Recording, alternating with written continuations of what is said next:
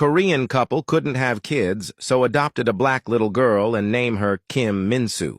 They raised her as their own child, and loved her so much, Min-soo also loved her parents and grew up happy. However, as Min-soo became a teenager, she started feeling left out, more especially at school, since she was different from other kids. She didn't make friends and was always made fun of for referring herself as Korean. She often grabbed a lot of attention in public, especially when she spoke Korean fluently, or told people her name, despite all that she loved being Korean and wouldn't trade it for anything. Min-soo did well in high school and managed to get into Seoul University. She had to move away from her parents and start her independent life. At university, she worked very hard. She took part-time jobs as a cafe waiter, also taught preschool kids. She did that to earn money. One night, Min-soo's friends that she had met at the university encouraged her to go out since she is always busy. They decided to visit one of the popular bars in Seoul. That night, Min-soo was ready to unwind and have a couple of drinks.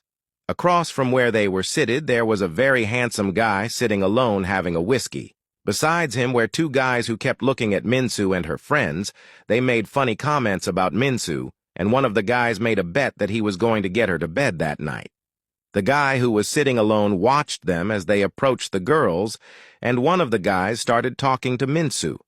The guy who was sitting alone noticed that Min-soo was drunk. He got annoyed and he stood up and confronted the guys. They ended up having a fight, and the guy was chased out of the bar. Min-soo was so happy that someone defended her for the first time, so she ran after the guy to thank him. Outside, Min-soo stopped the guy and thanked him. The guy looked serious and told her to be careful next time because guys target women from outside. She explained to him that she is actually Korean and not from outside. The guy looked at her surprised and told her to go home since she looks drunk. As the guy walked away, Min-soo sat alone by the sidewalk because she was too drunk. The guy felt guilty and came back for her. He told her to go back to her friends. Min-soo seemed to have blacked out. The guy sat next to her and tried to talk to her, but Min-soo fell asleep on his shoulder, and that made things a bit awkward for him.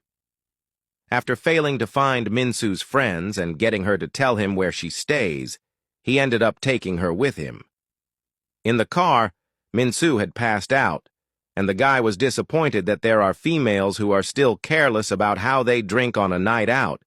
He regretted stepping in to defend her since he now had this huge responsibility of taking care of her.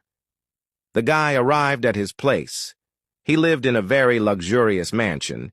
He took Min-soo to bed and made sure she slept.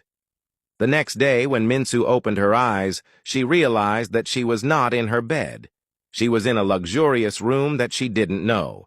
She began to panic and tried to remember what had happened. Like and comment for Part 2.